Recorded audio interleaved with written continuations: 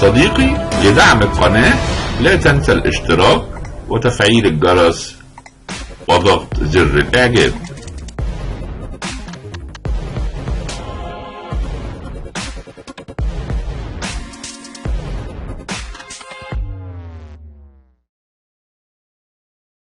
أهلا بكم يا أصدقائي في سلسلة أفضل أدوار الشطرنج الحديث. معادنا مع الدور الفائز بالمرتبة الأولى في سنة 2014، وبطله هو البلغاري فازلين توبالوف بطل العالم 2005، ويمثل بلاده أمام الأسباني فرانسيسكو بوناس في أولمبياد الشطرنج بالنرويج 2014، وفي ظل الافتتاح الهولندي الذي يتميز فيه الأسود بهيكل بيادق قوي يسمى الحائط الحجري. وصلنا في النقلة 17 إلى هذا الموقف، جميع القطع البيضاء والسوداء على الرقعة، ولم يتم تبادل سوى بيدق واحد من الطرفين. وجد خطة عميقة تعتمد على تضحية استراتيجية، ومثل هذه التضحيات تختلف عن التضحيات التكتيكية بأن الموقف يتحول إلى موقف فائز بنقلات فعالة ودقيقة، وهذا ما أنجزه توبالوف. جعلت هذا الدور يتقدم في سجل أفضل أدوار لسنة 2014. هيا نرى الدور ونتعرف على التضحيات الموقفية.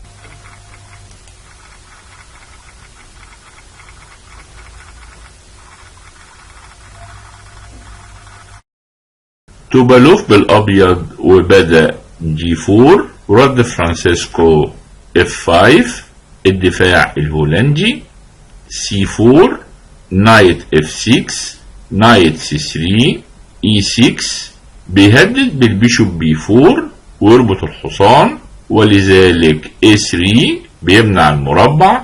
وهنا عادة الأسود بيلعب البيشوب E7 ويقوم بالتبييت، ولكن فرانسيسكو لعب G6 بيحضر للعب البيشوب G7. ولكن هذه النقلة غريبة على عالم الجراند ماستر الكبار. على أي حال توبالوف أجاب عليها بنقلة غريبة أيضا، بيشوب F4، ودي نقلة جديدة، ولكن يبدو أنها أزعجت الأسود. وبعد بيشوب G7، E3، كاسل، نايت F3، D6، بيشوب E2. وحتى الآن يبدو أن الأسود يسير بخطى جيدة ويستطيع التكملة بنايت C6 وB6 وينشر الفيل عن طريق الفيونكة، ولكن لعب H6، والنقلة دي نقلة سيئة لأنها ببساطة أضعفت المربع G6، والتهديد هو الG5 والفيل في المصيدة، ولذلك H3 وبيعمل مربع هروب للفيل. وهنا للمرة الأخيرة الأسود يستطيع لعب الB6 وتعبئة الفيل عن طريق الفيونكة، أو ربما يلعب النايت D7، ولكن كمل بخطته السيئة بالG5 طالب الفيل، والفيل تراجع، وبكده تم إضعاف المربعات البيضاء نهائيا، وبالتالي أصبح البيدق F5 ضعيف أيضا. وقبل ما نكمل عاوز أقول إننا لو لعبنا البيدق H6 فده مش لمساعدة بيدق الجي للتقدم، ولكن فقط لمنع الحصان من الذهاب للمربع G5. ودي معلومة لازم نضعها في أذهاننا، وأضيف إليها قول لاسكر إن لعب H6 والH3 والملك مبيت يعتبر جريمة شطرنجية. على أي حال الأسود كمل نايت D7، كوين C2، B6، روك D1، كينج H8، B4، بيشوب B7. هيكل بيادق الأسود قوي في جناح الوزير، لكن ضعيف للغاية في جناح الملك، ولو كان البيدق على الجي 6 والاخر على الاتش 7 هيكون حائط حجري قوي لبيادق الاسود، ولكن النقلة جي 5 والنقلة اتش 6 اضعفت هيكل البيادق، وده شجع توبالوف للعب الدي 5. نقلة قوية للغاية، بيهاجم بيدق الاي 6، ولو الاسود اخد هيبقى بيدق الاف 5 بدون حماية، والاسود حاول يخرج من الموقف بفخ بسيط ولعب اي 5 تارك بيدق الاف 5. وبالطبع لو توبالوف اخده هتكون نقلة سيئة، هيرد الاسود بنايت دي 5، بيسترجع البيدق وبيهاجم الوزير وايضا طالب الحصان، والوزير لازم يتراجع، وهنا بياخد، وبعد الاخذ بيلعب اي 4 طالب الحصان وبيكشف هجوم على الوزير، والاسود بيفوز بقطعة. وبالطبع توبالوف لا يقع في مثل هذه الاخطاء البسيطة، وكمل نايت دي 2، والاسود خرج بفيل سيء على الوتر الطويل، ولذلك كمل سي 6. بيحاول يفتح الوتر الطويل امام الفيل، لكن النقلة دي ايضا ضعيفة لانها اضعفت بيدق الدي 6 اللي هيكون محور الاحداث بعد قليل.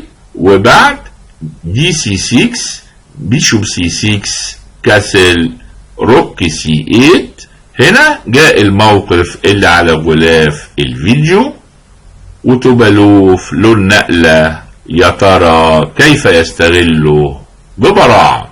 صديقي، لدعم القناة لا تنسى الاشتراك وتفعيل الجرس وضغط زر الاعجاب.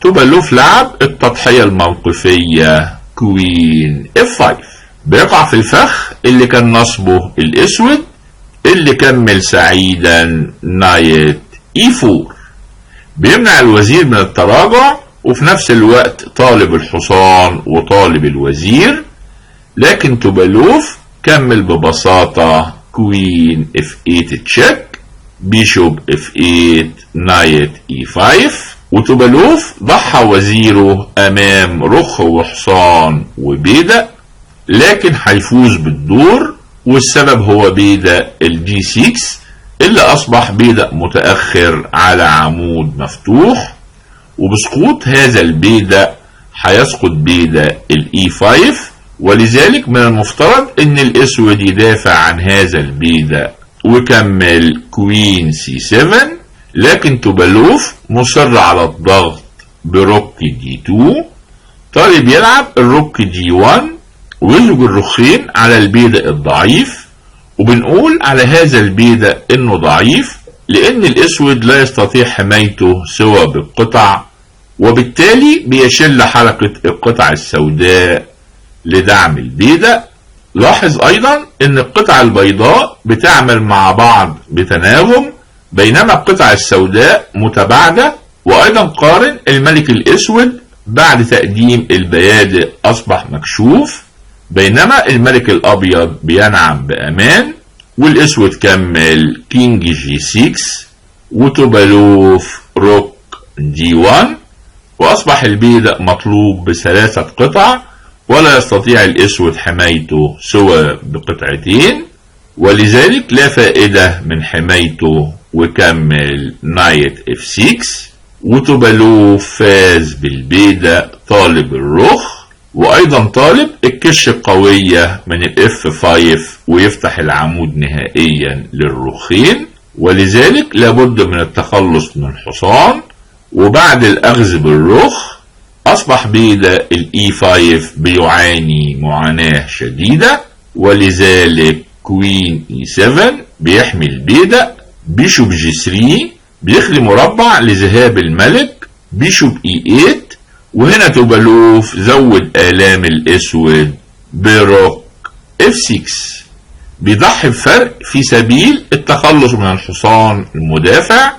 بالطبع الاسود لا يستطيع الاخذ بالملك، والا نايت دي 5 تشيك شوكة ملكية والابيض بيفوز.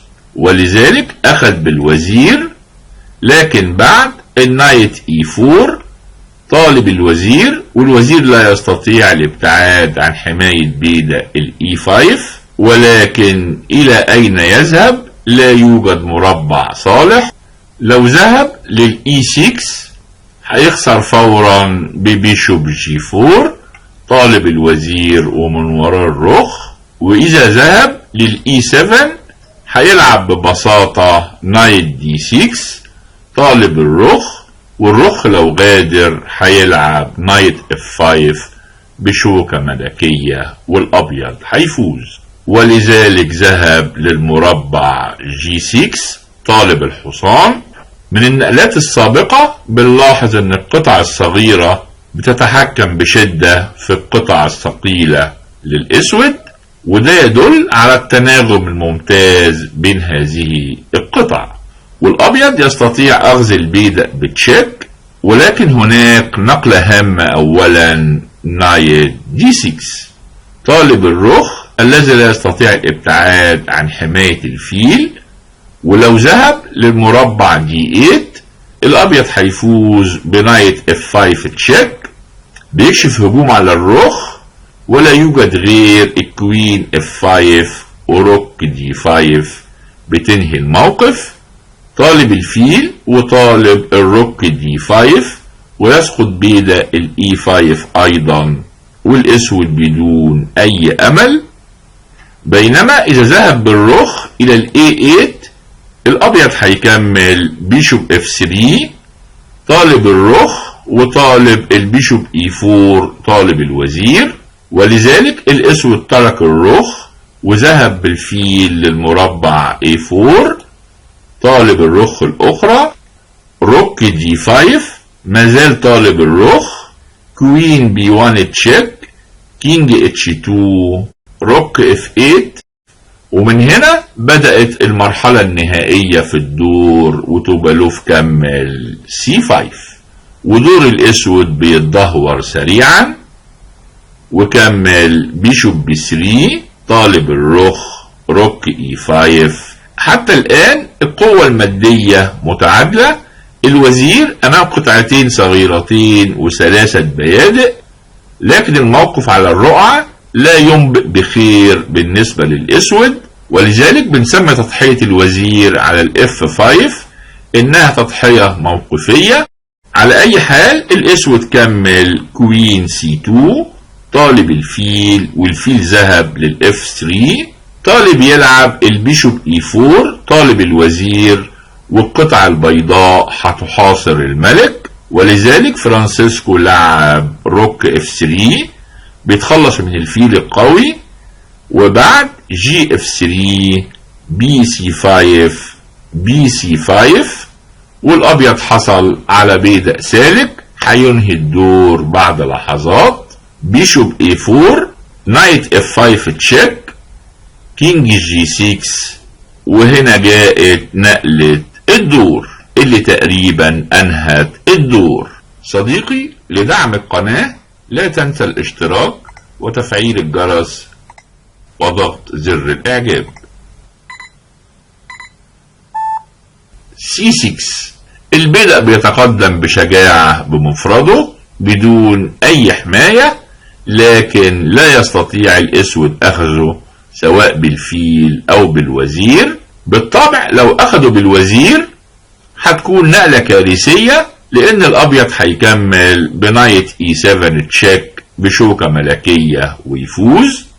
أيضا لو أخذوا بالفيل الأبيض هيكمل بنايت D4 طالب الفيل وطالب الوزير، والوزير لازم يغادر حامي الفيل مثلا للمربع A4، لكن هنا الأبيض هيفوز بروك E6 تشيك ويفوز بالفيل ويفوز بالدور. إذا البيدق مسموم، والأسود لعب يائسا H5 طالب ال H4 والفيل في المصيدة، والأبيض كمل نايت D4 طالب الوزير، والوزير ذهب للC4، وهنا توبالوف لعب H4 طالب يفوز بالبيدق بكش، والبدء لو تقدم الأبيض ببساطة هيقدم بدء الإف ويصبح لديه بدائين سالكين، ولذلك جي اتش 4 بيشوب اتش 4 A5 روك E6 تشيك كينج F7 روك E7 تشيك كينج G6 وهنا لعب C7. الوزير لابد أن يكون أسير لمنع ترقية البيدق، بينما بيدق الإف هيتقدم في أمان في كل المربعات تحت حماية قطعه وتحت نظر الأسود إلى مربع الترقية، والأسود ليس لديه أي دفاع ولذلك سلم. والدور ده بيعتبر مثال نموذجي للتضحية الموقفية، فالأبيض لا يريد أن يفوز بمادة بل يريد أن يفوز بموقف يتحسن كل نقلة حتى يصل إلى موقف فائز. أرجو أن تكونوا قد استمتعتم بهذا الدور الاستراتيجي، وإلى اللقاء في أدوار أخرى أكثر تشويقا. وإذا أعجبك هذا الفيديو من فضلك سجل إعجابك واشترك في القناة وشارك بتعليقاتك.